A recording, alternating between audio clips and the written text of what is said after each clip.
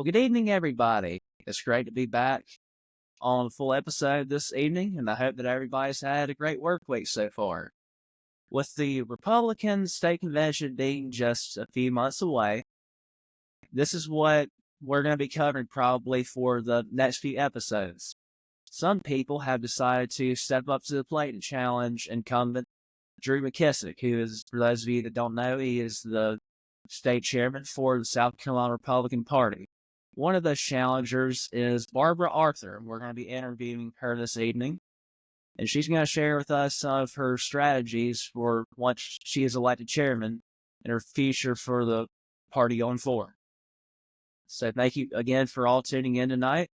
Let's get started. Good evening, everybody. Here with me today, I have Miss Barbara Arthur. She was a former candidate for Congressman Tom Rice's seat and is also a candidate for Drew McKissick's seat, who is the current chairman for the SC Republican Party. And Barbara, thank you for joining us this evening. Thank you for having me, Mason. It's my pleasure. Yes, it's I enjoyed hearing you speak at the last Pickens GOP meeting on the 23rd. I felt like it was very informative, so we all enjoyed hearing you speak. Thank you. I enjoyed being with y'all very much. Absolutely. So those of you that may not have attended that meeting or have read your website, just tell us a little bit about yourself. Absolutely. She said, I'm Barbara Arthur. I live in Hartsville and married to Warren Arthur. We will celebrate 28 years of marriage this year. We have a blended family of 8 children and 7 grandchildren. And we just, we enjoy our lives together very much. And we thank God that he brought us together. That's just the way we describe our marriage. We own a business, W.D. Arthur Insurance, and we've operated it for 26 years now. I was I am a licensed insurance agent. Before being licensed, I was also a full-time speaker. I've spoken from Montana to Miami, I'm in ministry, sharing my story. And then if you want me to go straight into it, in 2021, what was happening in our world, in our country, and right after the election, and I was very concerned, and I knew I needed to do something. And I ran for Congress, as you mentioned, in our district, to tell the people that what they were seeing, or the unseen enemy, is Marxism, communism, because I'm very familiar with it. I think I was telling you that in 1969, my family was given visas by the U.S. to come here on the U.S. freedom flights. But Castro would not allow my mother and 3 of my siblings to come over, and we were split apart for 23 years. Marxism is evil. And America is still very much under attack. It was a war. It was a Marxist communist war. And the average American citizen, not aware of it. They understand strange things are happening, but they really don't know the root cause. And it has been propelled by China. So that was my main reason for running, was to inform, educate my district on what was happening. I ran very hard. I ran for 18 months and worked very hard, and I did not win, but I won in many ways. I came in third in a 7-man race, and I really ran a good race. I learned a lot during that time, and I got to know my district well, and I got to know the people well, and good people, good American people who just want to live their American lives with our God-given liberties. And so we have this unseen enemy coming in and trying to disrupt that. And the thing is, people don't understand that enemy. And yeah, that's a lot against an incumbent, a 7-man race. It really was. It was. And when we first started out, there were like 17 people in the race. Oh, wow. I mean, it was something. But then, of course, dropping out. Yeah. So are a lot of people, or they, I guess what Tom Rice is doing right now? Well, Tom Rice was the congressman at the time, because he was one of the ones that voted to impeach President Trump. And yes, and so there were a lot of people in the race trying to get that seat, and he was ousted. Russell Fry got the seat. He's a former candidate or former representative from the Myrtle Beach area. Right. Yeah. And in the 7-man race, I did real well. I'm really proud with my efforts and the work I did and my results. Absolutely. So So, what age were you when you had moved from Cuba to the United States? I was 5 years old. Uh, and as I mentioned, I came with my dad. I became mom. I became mom because my little sister was 3, my brother was 8, and I felt like I had to be the one to take care of my family. And it was very difficult for me, but Right. we had to do what we had to do. My mother allowed my family to be separated because she was able to come over in 1992, August of 1992. And I asked Mom, why would you allow our family to be separated? And with tears streaming down her face, Mason, she said, Barbara, you had not eaten in 3 days.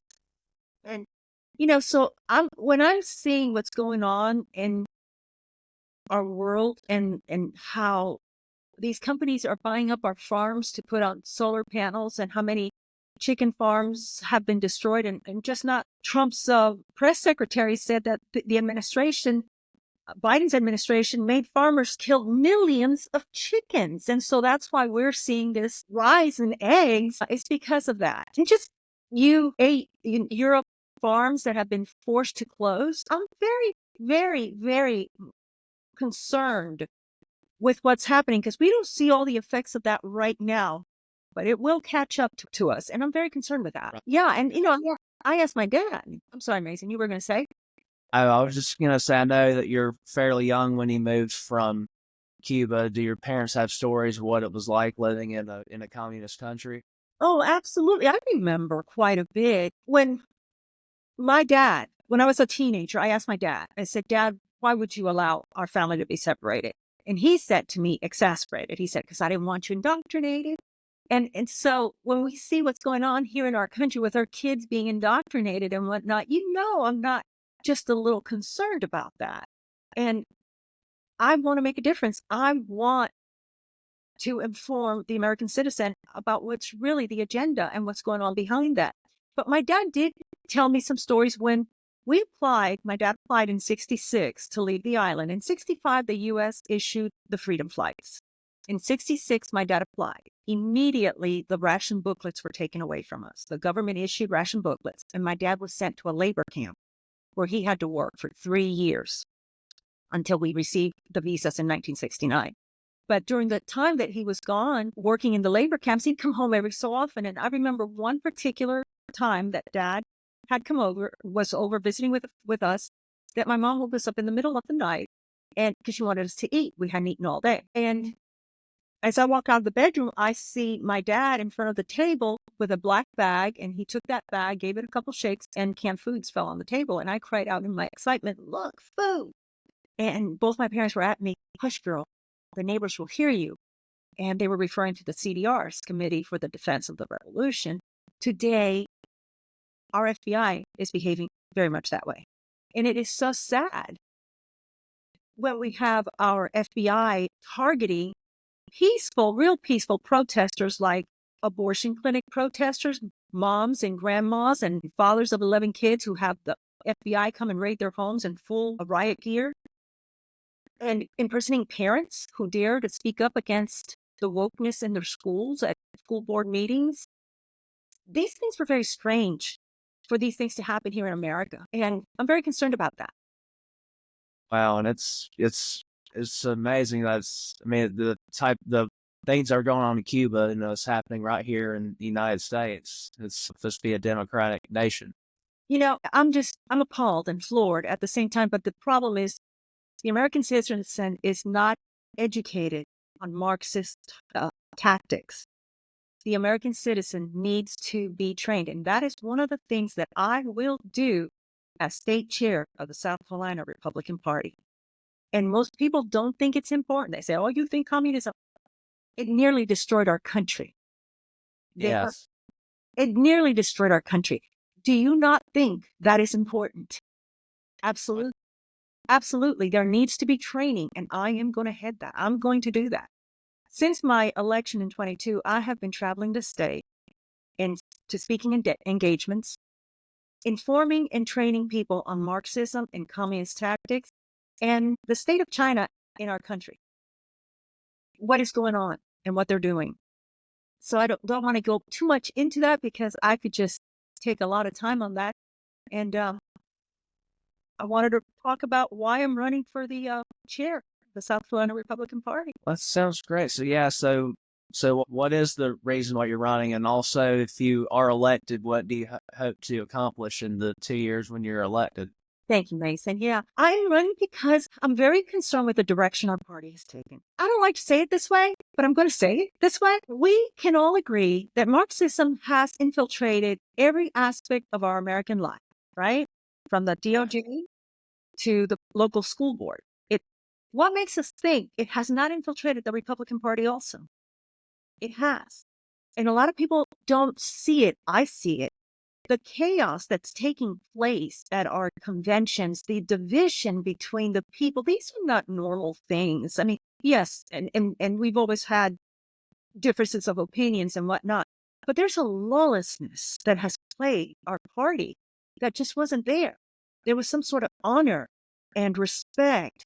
And we, as Republicans, we call ourselves the party of law and order. And I just don't see it that anymore. And I'm very concerned about it. And that is one of the reasons why I'm running, to bring back that law and order. And I don't like the way that things are being done right now.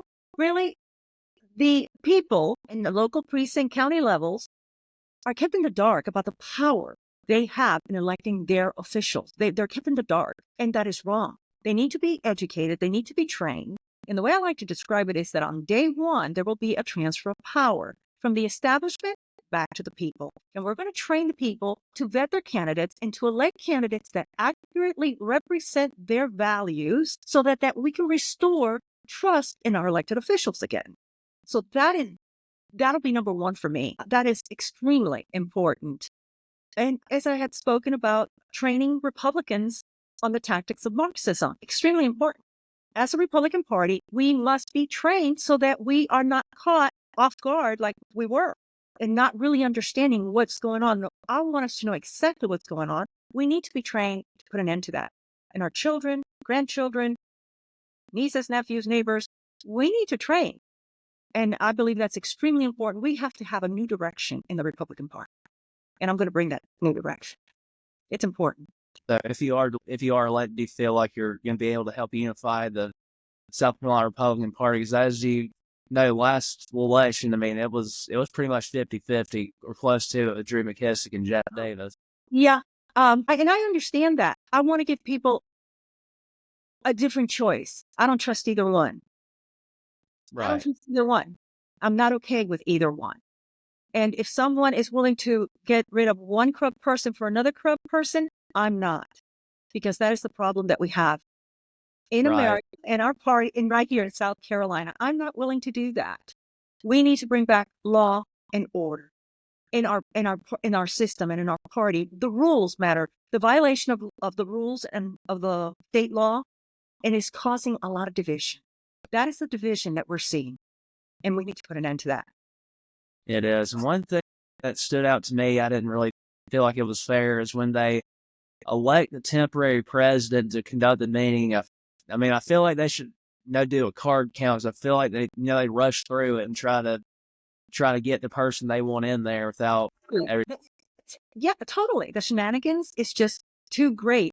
The way I describe it is that corruption has reached the heavens, and it is a stench in the nostrils of God. It's horrific.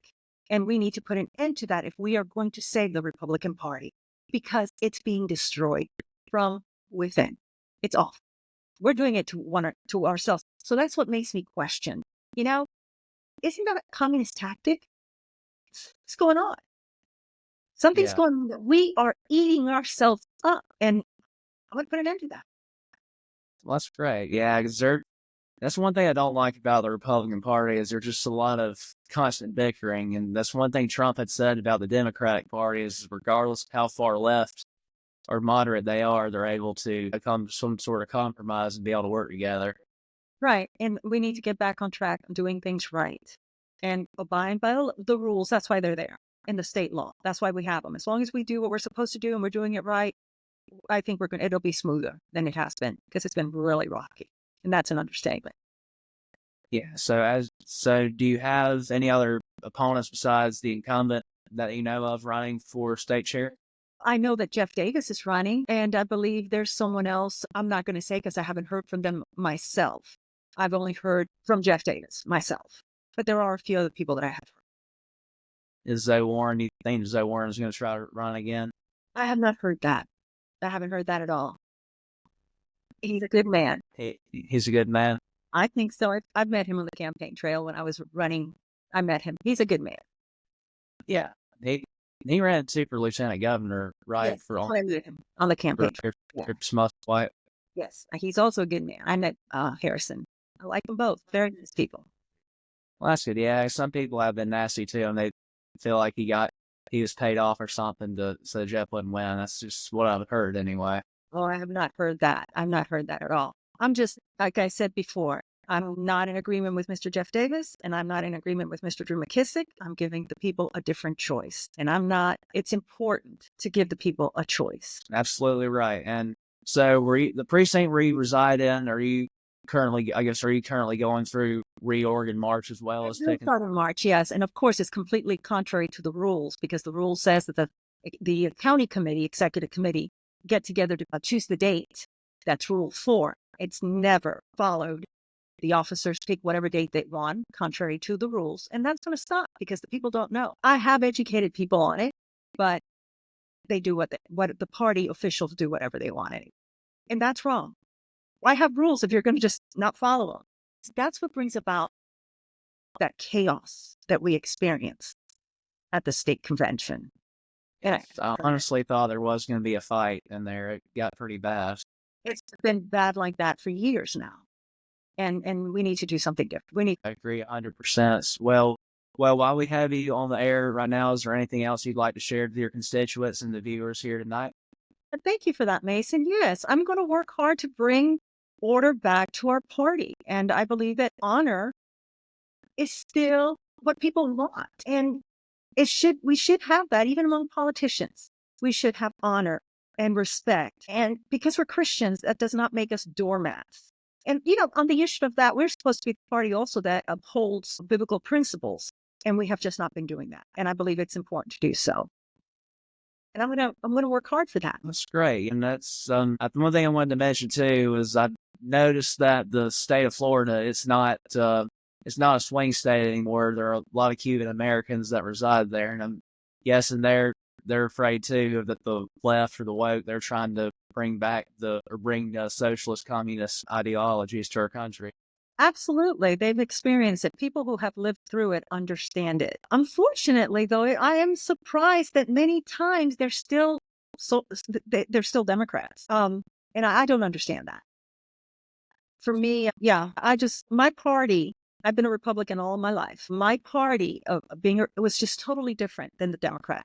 Totally different than socialism and Marxism. It's the party of freedom, party of liberty. The party where you honor the people's vote, that has been taken away from us at the state convention. And that does not sit well with me. To be robbed of our votes, even within our own party. And it happens in county level and it happens at state level. And I am going to put an end to that. And I'm going to fight against that. That's going to have to stop if we're going to save the Republican Party. Because we're eating ourselves up. And that's got to stop. Yeah, honestly, you probably experienced this too. When I've ran for on office, I wasn't really attacked by Democrats or my opponents. It was really with my own people. Right. So they're supposed to be on my same team. I'm sorry, Mason. I know that's terrible. That's just awful. It shouldn't be that way. No, not at all. There's some too that are good. I'll learn who some people really are, though. And that's politics. Politics is tough. You just can't get down to their level. They're nasty. You should see all the stuff that's being said about me already. It's awful. Mr. Davis and his crew are saying that I didn't work, that I didn't do anything during a convention, and that I didn't even participate or whatever. I happened to hand deliver myself 638 flyers informing the Republicans in our county about the reorg process and what is happening. In addition to hand delivering 638 flyers myself, I also mailed out over 300 explaining the reorg process. We went from 20-something people in 2021 to over 120-something in 2023. And yet the rules were violated and the state law was broken, and it was awful. The chaos is just awful. And it's so bad, Mason, that I have been speaking to people throughout the state, from Charleston, from Lexington County, from Horry County, from Richland County, from up in the Greenville area, telling me I will no longer participate in the Republican Party. I will no longer participate in reorg. Is that not what communists want to happen within our? That's why I'm so very concerned with what's going on, because of the division. And people don't want to participate anymore in the Republican Party. They don't want anything to do with it. They will not be participating in reorg. And that's wrong. Yeah, we've lost several members ourselves for that same reason. Wow. I hate to hear that, but I'm hearing it all over. Yes. Well, I certainly wish you the best of luck in May in the upcoming state convention. And if you'd like to come back on again, you're more than welcome to do so. And that concludes our show for this evening. If you have not already, feel free to click like, share, and subscribe on our YouTube channel. And also feel free to follow Facebook as well for future updates. I hope that everybody has had a great work week so far. And stay tuned for our next episode. Yeah, unfortunately, the camera quality wasn't so great at DC when I did my interview with the street vendor named Shane. So I will be going to local cities around here to be doing the interviews in the near future. So stay tuned for that, and that'll definitely be in one of my future episodes. So thank you again for watching this evening. Good night, everybody, and God bless America. Thank you.